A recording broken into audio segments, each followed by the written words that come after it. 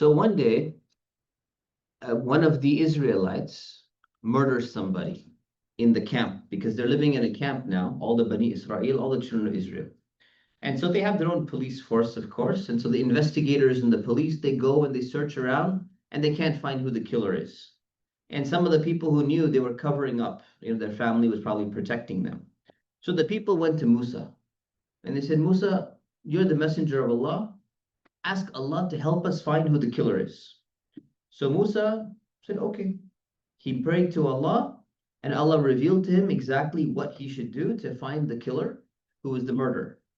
So he told the people, he said, Allah says there's a first step you need to follow. The first thing you do is Allah wants you to go and slaughter a cow. And so this was right after the incident of the golden calf. They had just worshipped the golden calf, so this is not a coincidence. So Allah is saying the first step is you got to go and slaughter a cow. What did the people start doing?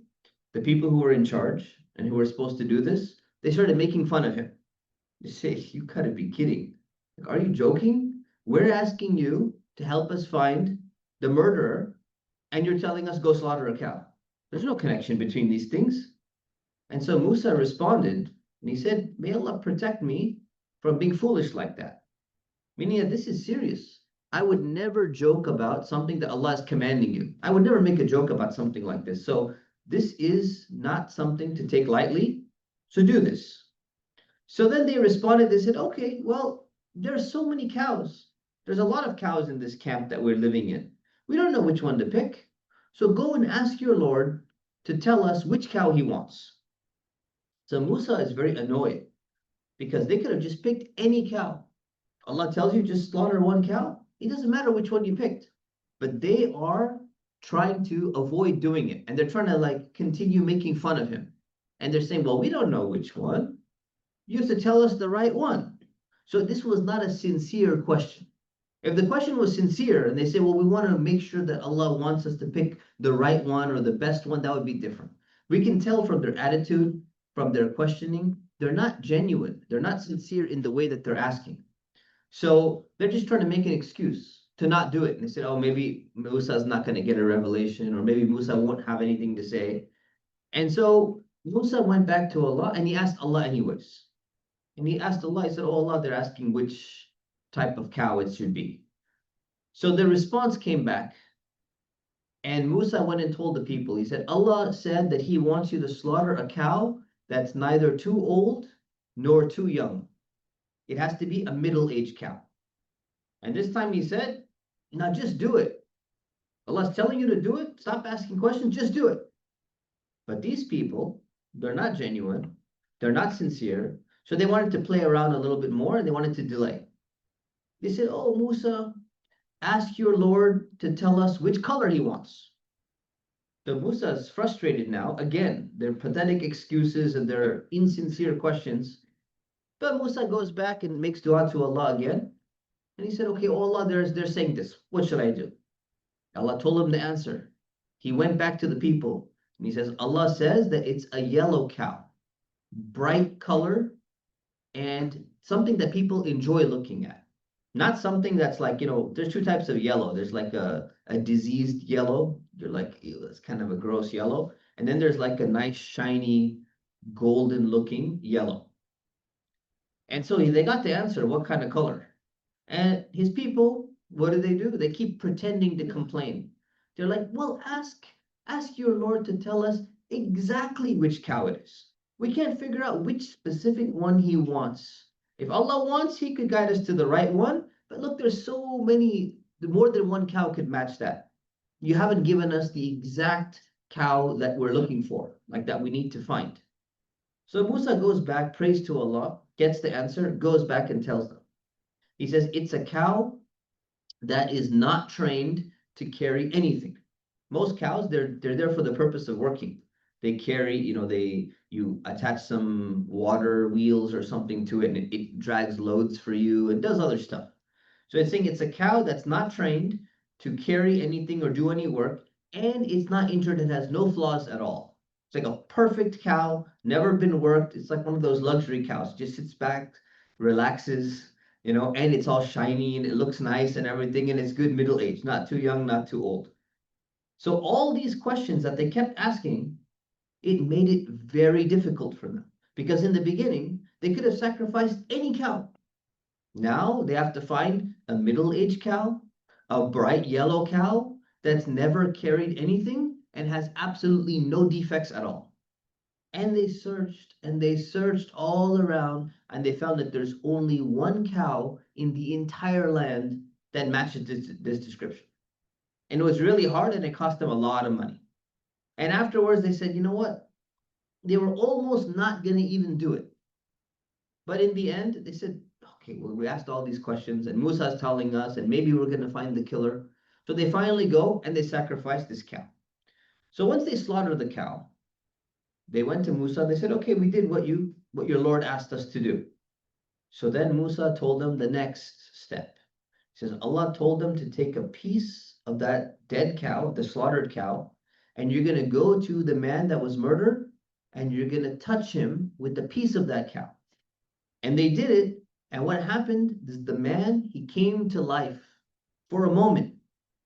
And he said, that's the guy who killed me. He mentioned his name. He said, that's the guy who killed me. And he went back down and he lay dead. And so now they know who the killer is. This is a miracle from Allah, manifested through Prophet Musa. And so what should they have done? They should have been so happy. Thank you, O Prophet Musa. Thank you, O Allah. We asked you for something. This is another blessing that you've given us. How many blessings have they gotten? The food and the drink and the shade, and blessing after blessing after blessing. Instead, what did they do? Rather than thanking Allah for the help, they were embarrassed. Especially the relatives of the person who was the murderer, they got embarrassed. Oh man, our family's looking bad now. And they got mad. So why did Allah have to reveal his guilt? Now our tribe looks bad. So they got upset. So instead of being thankful, this is what happened to them. And this is known as the incident of the cow, the Baqarah. And Surah Al-Baqarah, the second chapter, the longest chapter in the Quran, is named after this incident, which is mentioned in this surah in the story of Prophet Musa. And then there's another story of Prophet Musa, which is mentioned in Surah Al-Kahf. And so later on, at some point in history, we don't know exactly when, but at some point around this time, one day somebody came to Prophet Musa, one of the Israelites, one of the Bani Israel, and they asked Musa, and they said, do you know anyone who has more knowledge than you have? And so Musa, he said, no, I don't know anybody else who has more knowledge, because he was thinking, meaning knowledge from Allah, like knowledge about Allah and knowledge from Allah. Musa is a messenger of Allah. Allah has taught him things that nobody else knows. So he just assumed, he says, well, I'm the prophet sent to this people. No one would have more knowledge, about Allah or about what Allah wants than I do, because Allah chose me to be a messenger. But Allah wanted to teach him a lesson. He shouldn't have said no. The better answer would have been, only Allah knows best. Allah's given me a lot of knowledge, but Allah knows best. So Allah wanted to teach him a lesson, but he wanted to teach a lesson to everybody else through this incident. So Allah had given one person a special type of knowledge that even Musa did not have. Musa had knowledge of the Torah, of the revelation. Musa had direct communication with Allah. But this other person, Allah gave him a different type of knowledge that other prophets were not given. So it may not be more knowledge, but it's a different type of knowledge. So Allah told Musa, he said, well, actually, you said no, that no one else has more knowledge than you. But there's a servant of mine who has more knowledge than you. I mean, he has different knowledge than you. He knows things about that I've taught him that you do not know. So what would other people normally do? Other people, they might get jealous.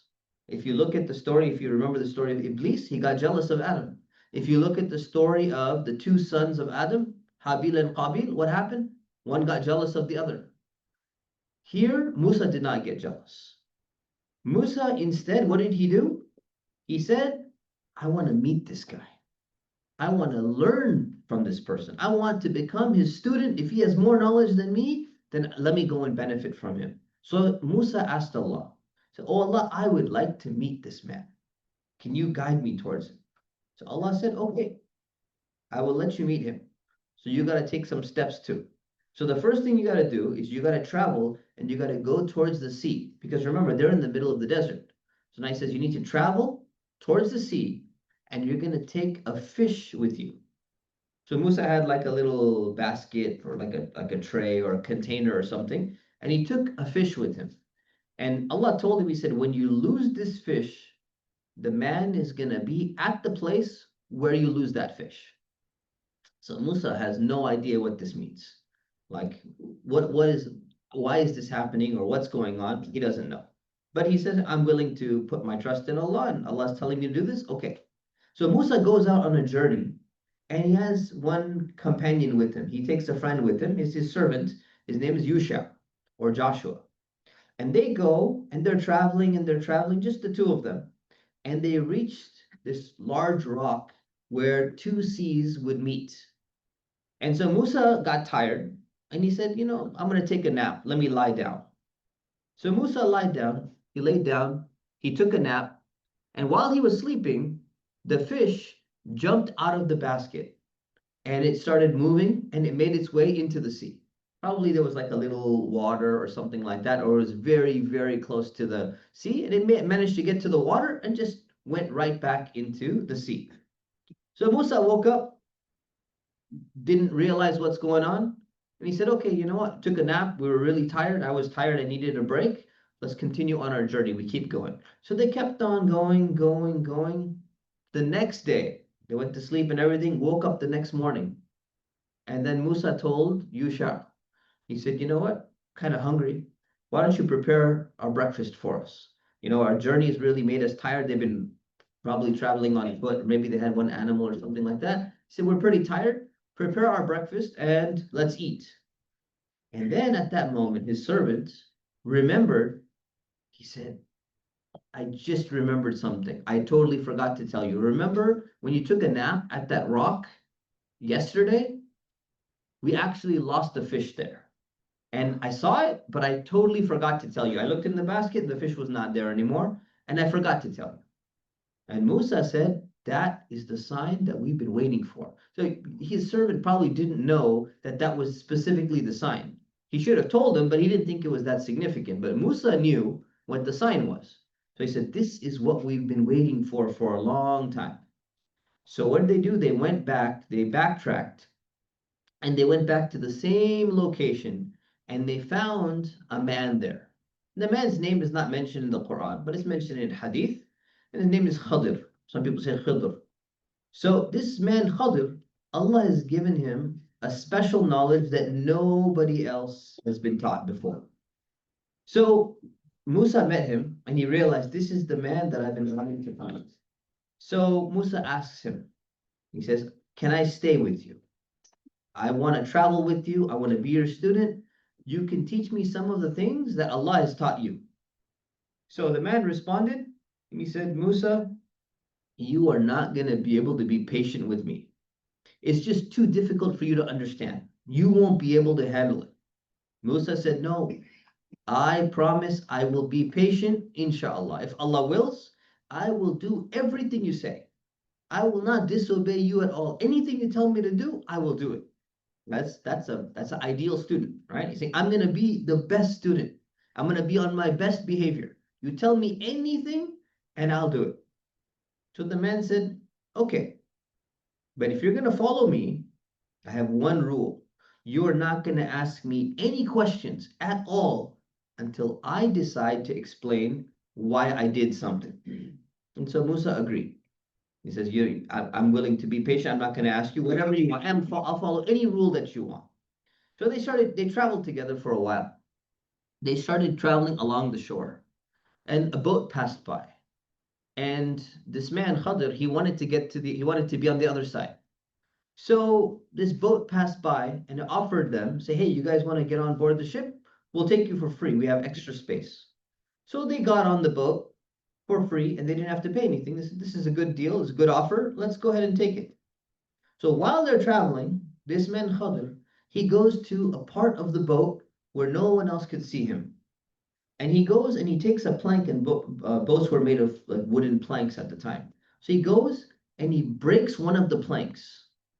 And now the boat slowly starts leaking water and is filling up with water.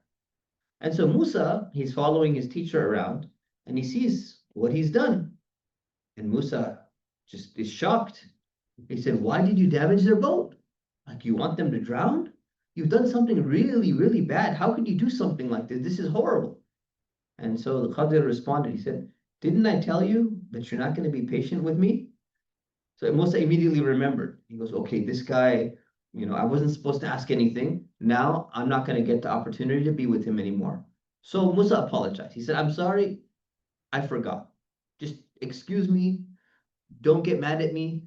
You know, it was a mistake. It was an innocent mistake. I'm really sorry." So Khadir said, "Okay, just let it go for now." So they continued on their journey. And then later on, they got off the boat and they were on the beach and they were walking along. And Khadir, this guy, walks up to one of the men. And some scholars have said it's a boy, but ghulam can also refer to a man. And so he walks up to a man and he kills the man. And we don't know exactly how he killed him. It's not mentioned in the Quran or Hadith, but he goes and kills the man somehow. So Musa, if you look at remember the story of Musa, Musa is a person who is a man of justice. When he sees injustice in front of him, he just can't stop. He had gotten into a fight to try to stop injustice from happening twice. He saw the women waiting in line and there were people were cutting in line and he had to go and intervene. Whenever he sees something wrong, he needs to intervene because he can't take witnessing any type of injustice in front of him. He just saw one incident of the boat, and now he sees this guy killing another person. And so Musa just shouted out. He goes, "How could you kill somebody and this person never hurt anybody else? You just killed an innocent person." So Khadir responded and he said, "Didn't I tell you that you're not going to be patient with me?" So Musa apologized again. He said, "I'm sorry." But again, he had already said sorry the first time. So sorry is not going to cut it again the second time. So he has to do something different. Like if you have a teacher and your teacher is strict and you say, "I'm going to follow every rule," and then you break the first rule and say, "I'm sorry, I forgot." Second time, you can't just say, "I'm sorry, I forgot" again. You're gone. So now Musa has to come up with a better excuse, an additional excuse, and say, "This is different than the first sorry." So Musa said, "I'm really sorry. Just give me one last chance. If I ask you about anything from now on, kick me out of this class. I will not stay with you anymore. You have a very good reason to get rid of me, and I have nothing to say to you. I won't guilt trip you. I won't say anything. You're totally justified in getting rid of me." So Musa basically said, "I'm going to give myself one last chance. I'm not going to do this ever again." So Khadir said, "Okay, I'm going to give you the last chance like you asked." So he basically put himself into this situation. And so they continued and they traveled and they reached a small town and they got really hungry. So they went to the neighbors, they went to the people in the village and they asked, they said, "Hey, can anybody give us some food? We're really hungry and we're far away from home." And they refused. They said, "No, we're not going to give you any food." So normally, this is very strange because people in small towns, even today, small town people tend to be a little bit more generous than people in big cities who are so busy and they don't even talk to each other and all that. So this small town hospitality, especially in the past, it was even more. So they're supposed to be generous, but these people, even though they're from a small village, they're not generous to their guests. So Musa and Khadir, they said, "Okay, we're gonna leave, we're gonna go somewhere else."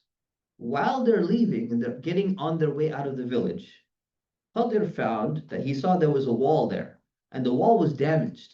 And the wall was damaged so badly it was almost gonna collapse, maybe in like a year, maybe in 6 months or something. The wall was like so shaky, you could just move it a little bit and it's gonna collapse.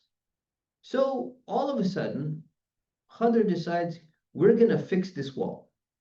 So he goes and he starts getting materials and everything, and he starts sitting there and repairing the wall inside the village. And so this is very strange. So Musa is just like, "I'm not allowed to ask.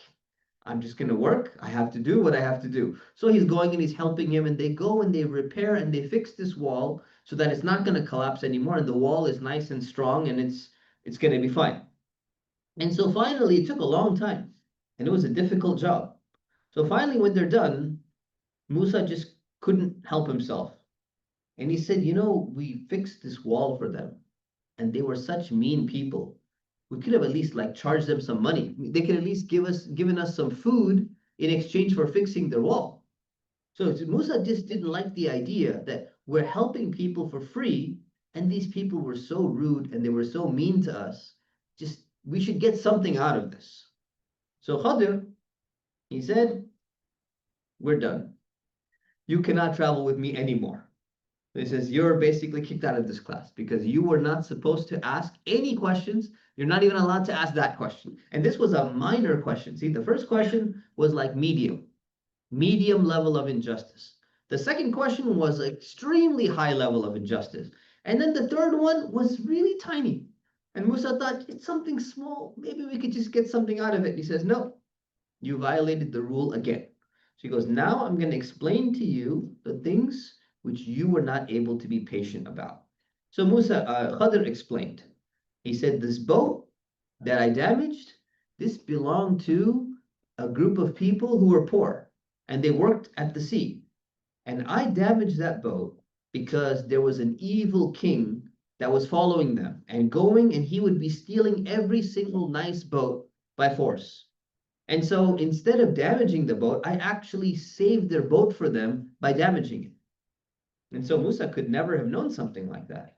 And so if he did not damage the boat would have been taken by the king. As soon as the king comes along with his whole army and they see this ship is damaged, they're going to say, we don't need a damaged boat. It's too much hassle to deal with this. Skip it and move on to the next one. So he actually ended up saving their boat. And he said the man on the beach, he had parents, and his parents were good people. And this man was evil. And this man was going to harm his parents in some way. We don't know exactly how. Maybe he was going to kill them. Maybe he was going to harm them in some other way. So he says, I got rid of that person to protect his parents who were very good people. And so I knew that Allah is going to replace him with another child. And that other child is going to be very good to them. And so that child was going to be very bad. Or child meaning even an adult, still a child. He said that person was going to be really bad. And he said, as for the third one, the wall belonged to two orphans, kids in the town. And these two orphans, they had their father, when he died, he left a treasure underneath that wall and it was buried, and their father was very righteous. And he said, if that wall collapsed, the people of that town who wouldn't even give Musa and Khadr, they wouldn't even give them any food, what would they do? They would steal that treasure and keep it for themselves. They wouldn't give it to the kids. So he's saying, I actually helped those kids. I didn't help the bad people of the town. Because from Musa's perspective, you're helping the people by rebuilding their wall. But in reality, he's actually helping the two orphans be protected from the bad people of that city. And then Khadr explained, he said, I didn't do any of these things on my own. Allah told me exactly what to do, and I just did it. And this is the explanation of all those things that you could not be patient with. So Musa learned a huge lesson. Musa realized that people can never understand the future. You can never know what's going to happen later on in the future. There's so many things that may seem bad right now, but later on, when you look back in the past, you realize that was actually for the better. And so Musa realized that one important lesson. That's a big important lesson for all of us. You know, something happens to you in your life and you're like, this is the worst thing. You lose your job. This is the worst thing that ever happened. And then you get a better job and you realize, you know what? I could have never gotten that job had I not lost the previous job. So that ended up being very good for me, that I got laid off or whatever may happen. And so every time something that looks like it's a little bad, it could potentially be really good for you in the long run, but you can never know that until you get into the future. But we can't know what the future is. So that's the first lesson that Musa realized. It says that because we can't know the future, we don't know which actions that seem like they're bad right now actually end up being good later on for us in the future as well. And so the second thing that Musa realized is that some people, like this man, are given one type of special knowledge from Allah, and Musa, like prophets, other prophets, they're given a different type of special knowledge from Allah. So he learned a lesson that, you know what, Allah gives different types of knowledge to different people. Prophets get revelation knowledge. They're supposed to go and convey that message of how you're supposed to live your life.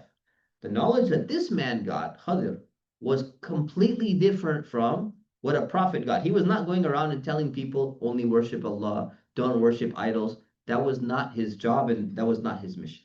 So Musa learned a really big lesson in humility. And Musa also learned a good reminder and a reminder for everyone that because we can't know the future, we may look at something from one perspective, but from the overall scheme, in the overall scheme of things, it's actually something completely different. Inshallah, let's finish up this section. So much later, many years pass, or maybe many months pass. We don't know exactly what the timeline is, but they're still in the desert. And so the children of Israel, if we look back, this generation that's living in the desert right now, they grew up in Egypt and they were slaves in Egypt. And how was their treatment in Egypt? They were regularly humiliated by people. And they got used to it. Every time Pharaoh and the Egyptian army and all the people in Egypt, they're making fun of them. And so they grew up with that always being humiliated, being in a very weak state. And so Musa wanted them to be courageous. He wanted them to overcome some of that. And so there was a city nearby, and this city was called Jerusalem, Al-Quds. And so this was a special city. Why? Because it was a fertile land, and it was a place where Allah said, we want you to settle in this place. And so the problem was, it was controlled by a group of very powerful, tyrannical people, very evil people. And they were from the city of Canaan. This is not unconnected to the past. And so Allah wanted the Bani Israel, He wanted the children of Israel to be in this city, but He didn't want to give it to them for free. He wanted them to earn the right to live in this excellent city by fighting against those bad people. Now, they faced an enemy before. They faced Pharaoh and his entire army. How much effort did the children of Israel have to put in to defeat that army? Nothing. They did absolutely nothing. They just had to walk along, and the entire army was destroyed for them. Now, Allah is saying, well, we want you to go into this city, and this is a beautiful city, and it's a nice city, and there's some really bad people in there too. We want you to earn the right to be in the city, but you got to put in the effort this time. It's not going to be free for you, because they got blessing after blessing after blessing. And what are they doing? Complaining after complaining after complaining. So they needed this. So Allah says, you need to put some effort into it. You need to fight against these bad people and get them to stop doing what they're doing. Then you can go into the city. So Musa encouraged them. He said, you got this, guys. My people, remember all of the blessings Allah has given you. He sent so many prophets to you, the Israelites, as a community, as a nation. He gave you so many blessings that He did not give to anybody else. So He said, this land of Jerusalem, this blessed land, is right in front of you. All you need to do is you need to fight just a little bit, and you take it from these bad people, from your enemies. And Allah's going to make it easy for you. You put in a little effort, Allah's going to make it easy for you. Now, Musa was a little bit concerned because he thought they might become scared because these are ungrateful people. He's had a bad experience with these people. So he reminded them. He said, listen, don't refuse to fight. Allah is telling you, you need to fight. Don't refuse. If you do, you're going to lose out. It's going to be bad for you. So Musa gave him the motivation. Musa gave them the warning. Tried both methods. And what did they say? They said, Musa, those people in the city, they're really strong.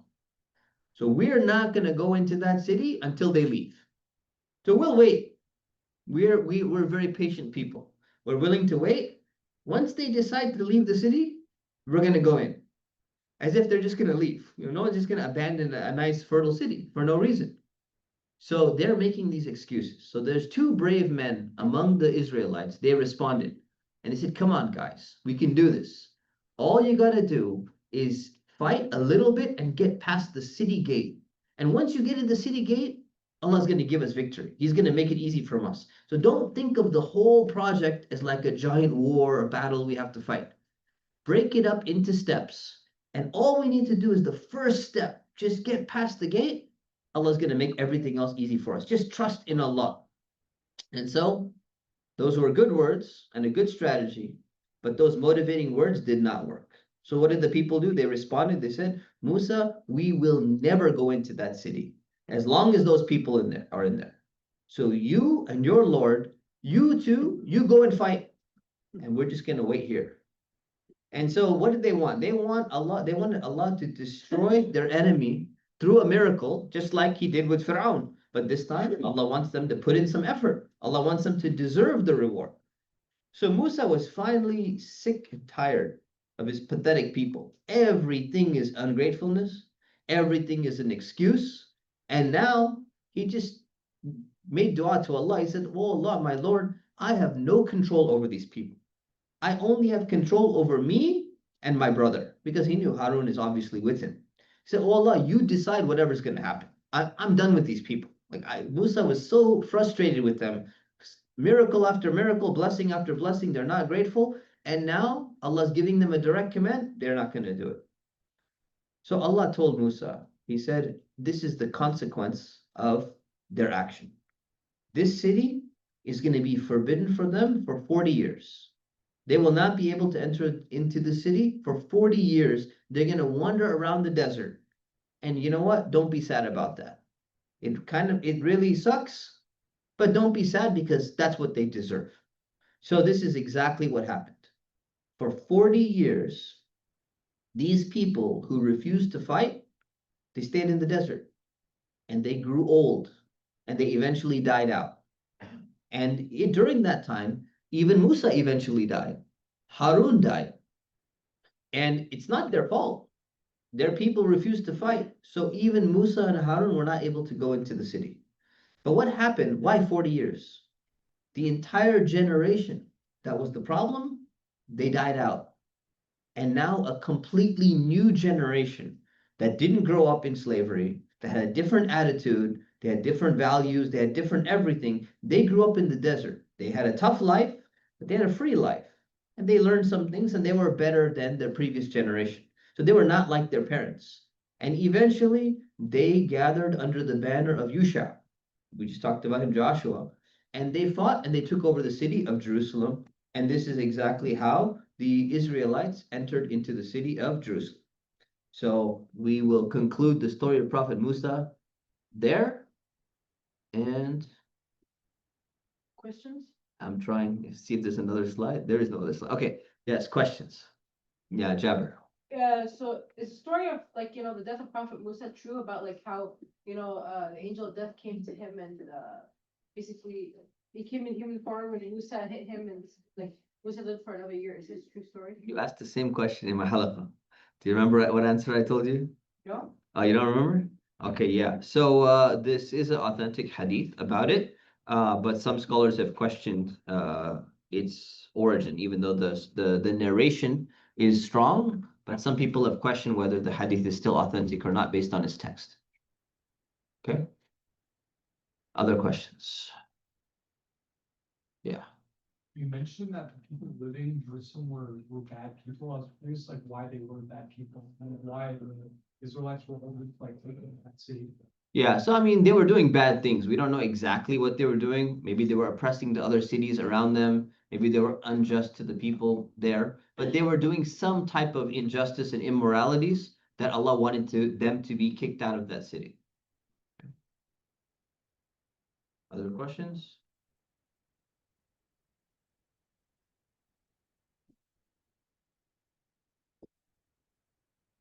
Other question? Okay, I'm gonna ask some questions then.